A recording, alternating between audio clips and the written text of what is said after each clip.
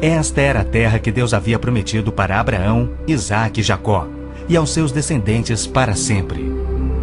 Toda a terra que você está vendo, darei a você, Abraão, e a sua descendência para sempre.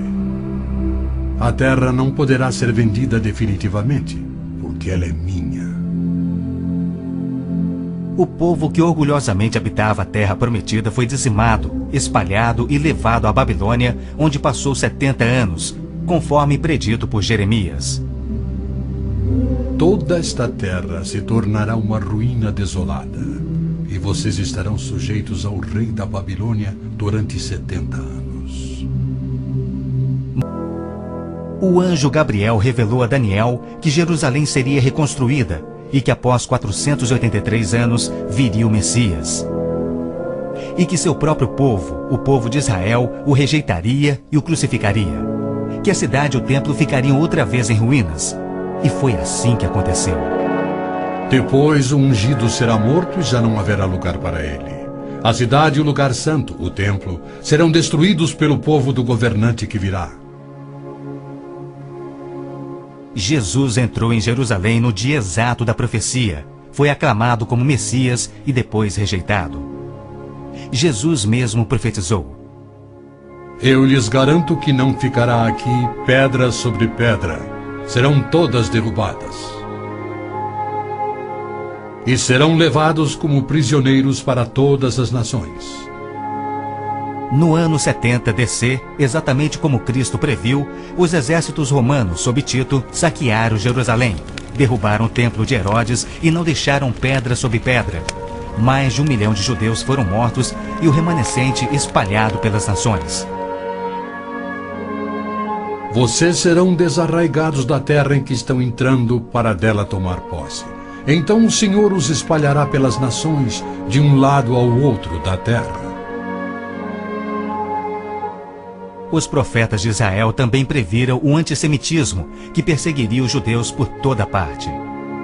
Vocês serão motivo de horror e objeto de zombaria e de riso para todas as nações. Espalhados entre as nações, os judeus têm sido odiados, perseguidos e mortos como nenhum outro povo, enquanto a estéril terra de Israel permaneceu de luto. Invasores islâmicos se apoderaram dela, mas foram depostos nas cruzadas. Muitos pensam que as cruzadas católicas libertaram a Terra Santa para os judeus, quando, na verdade, massacraram os judeus e tomaram a terra para a Igreja Católica.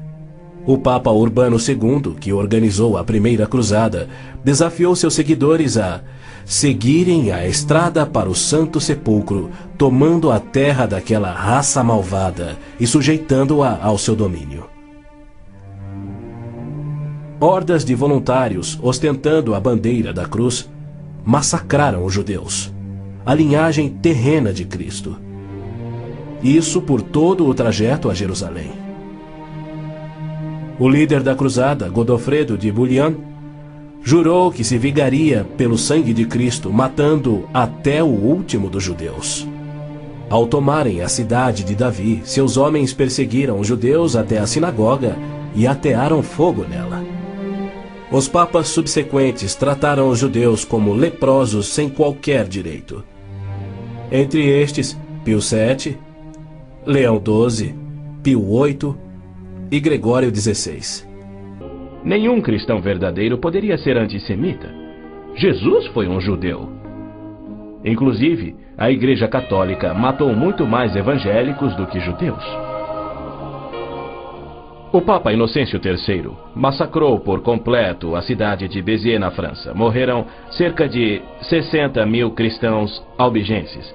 E segundo o Papa, foi o auge do seu papado. Os exércitos dos papas levaram um século para exterminar os albigenses e o mesmo destino foi imposto aos valdenses, huguenotes, husitas e outros. No massacre de São Bartolomeu foram chacinados 70 mil huguenotes, mais 200 mil foram mortos depois e 500 mil fugiram da França para salvar a vida. E como estes, há muitos outros exemplos. Hitler não assassinaria os 6 milhões de judeus se os séculos do antissemitismo romano não tivessem preparado o caminho. Em 26 de abril de 1933, Hitler relembrou aos representantes do Vaticano, Bispo Burney e Monsenhor Steinman, que por 15 séculos Roma considerara os judeus parasitas a serem exterminados, e que ele lhes oferecia uma solução final para o problema dos judeus. Antes de se tornar o Papa Pio XII, o cardeal Eugênio Pacelli, núncio papal da Alemanha, entregou dinheiro do Vaticano a Hitler para formar o Partido Nazista. Ao se tornar Papa, Pacelli enviou uma mensagem de apoio ao Führer. Ao ilustre Herr Adolf Hitler, Führer e chanceler do Reich alemão.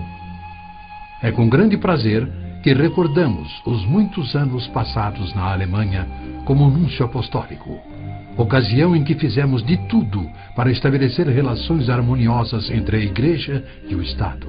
Agora, suplicamos ainda mais fervorosamente para alcançarmos este alvo. Era 1939 e os abusos de Hitler, bem como suas intenções para os judeus, já eram conhecidos em todo o mundo. O abuso de Hitler contra os judeus alemães antes da Segunda Guerra descortinou um antissemitismo fervilhante, que se estendeu por todo o mundo.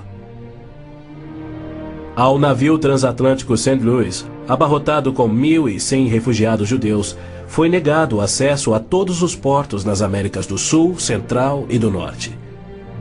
700 destes tinham vistos de imigração para os Estados Unidos, porém o presidente Roosevelt os enviou de volta para morrerem nos fornos de Hitler.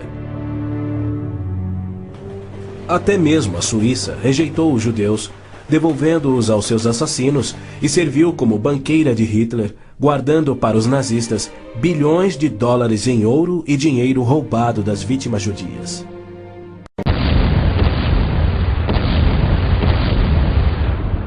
Foi em janeiro daquele ano que Hitler declarou que a guerra resultaria na, abre aspas, exterminação da raça judaica, fecha aspas.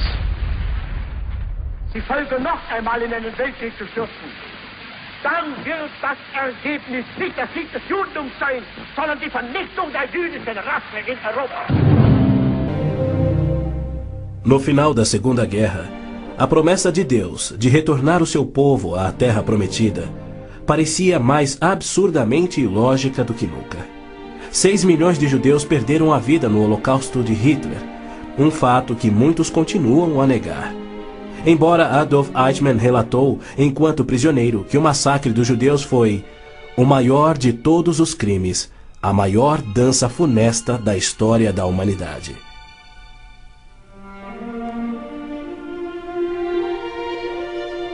E o mais incrível é que após a guerra, centenas dos esqueléticos sobreviventes, libertados dos campos de extermínio, foram mortos em toda a Europa.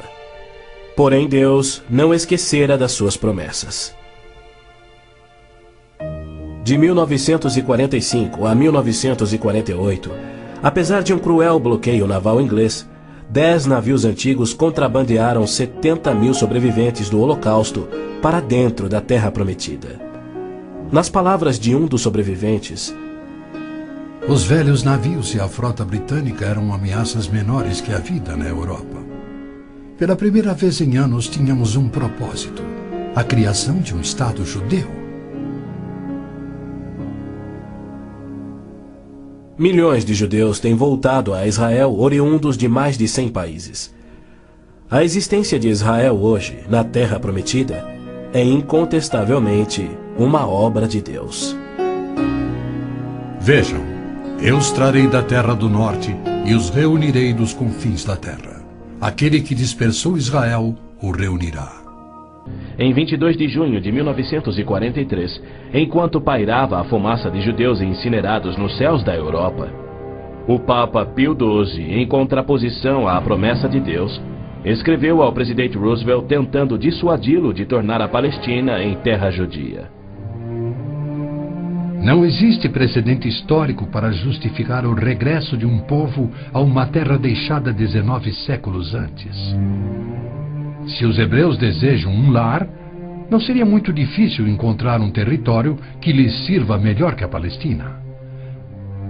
Com o aumento da população judaica naquela região, graves novos problemas surgiriam. Sem precedente histórico, Deus o havia prometido. Pio XII nunca condenou o Holocausto em público. Tampouco buscou dissuadir Hitler do seu intento de aniquilar os judeus. Porém, ele se manifestou, de forma bem enfática, contra o regresso dos judeus à terra de Israel, que Deus lhes dera como herança eterna. Do mesmo modo, Pio X declarou em 1904: Não podemos reconhecer os judeus como povo. Em 1919, o cardeal Pietro Gasparri, secretário de Estado do Vaticano, escreveu: O perigo que mais nos amedronta é o da criação de um Estado judaico na Palestina. Em novembro de 1947, as Nações Unidas adotaram a sua Resolução 181. Ela dividia a Palestina, dando 18% aos judeus e 82% aos árabes. E tornou Jerusalém uma cidade internacional que, conforme o Vaticano também insistiu, nunca poderia ter domínio judeu. O mundo árabe rejeitou esta resolução e exigiu toda a Palestina. Até hoje, nenhum mapa árabe admite a existência de Israel.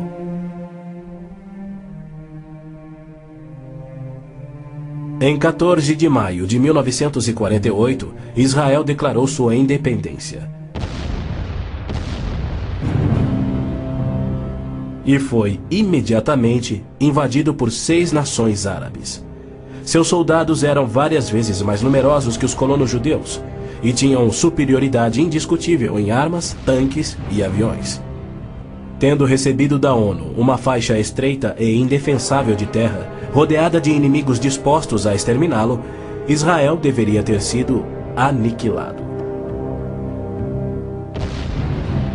Porém, para a surpresa do mundo inteiro, que torcia para os seus inimigos, os colonos israelenses derrotaram os que buscavam destruí-los, exatamente como Deus prometera. E assim tem acontecido em guerra após guerra, à medida que seus inimigos têm tentado aniquilar Israel. Sim, é isto mesmo. A aniquilação é o seu propósito declarado. A Bíblia diz que Deus deu a terra prometida ao seu povo escolhido, os judeus. Já o Islã diz que Alá deu estas terras aos árabes. Assim se desdobra um tremendo conflito entre o Deus de Abraão, Isaque e Jacó, que ama os judeus, e o Deus de Maomé, que odeia os judeus. O cristianismo deve ser subjugado pela força. O Corão diz: matai os idólatras, os não muçulmanos. Onde quer que os acheis, espreitai-os. Combatei aqueles que não creem em Alá. A violenta natureza do Islã é vista ainda hoje em multidões bradando Alá é grande e infligindo terror e morte sobre os não muçulmanos. O Islã está por trás da maior parte do terrorismo no mundo. Hoje em dia, multidões muçulmanas periodicamente massacram milhares de cristãos, queimando e saqueando as suas terras.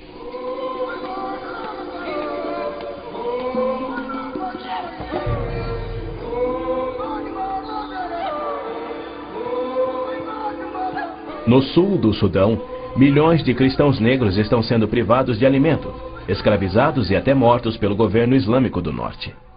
É verdade que os judeus foram mortos durante as cruzadas, mas isso foi contra o ensinamento de Cristo e seu divino exemplo. Já os terroristas muçulmanos matam como forma de obediência a Alá, em obediência ao Corão e ao ensino e exemplo de Maomé. Qualquer estudioso muçulmano concordará ser o dever sagrado de todo muçulmano em todas as eras praticar guerra santa o quanto for possível para forçar o mundo inteiro à submissão ao Islã. O Corão mantém mais de 100 versículos sobre lutar e matar neste propósito. O pleno cumprimento das profecias bíblicas sobre Israel, Jerusalém e os judeus é a prova incontestável da existência de Deus e da veracidade bíblica. Tragicamente, muitos judeus só crerão no seu Messias no Armagedon, quando Javé aparecer em pessoa para salvar Israel da destruição pelos exércitos eles reconhecerão finalmente ser o Messias, aquele que foi traspassado e morto pelos seus pecados e que ressuscitou como o próprio Messias predito pelos seus profetas, a quem rejeitaram. Então todos os judeus ainda vivos irão crer. Mas para todos aqueles, judeus e gentios, que morrerem sem crer nele, tragicamente não restará esperança.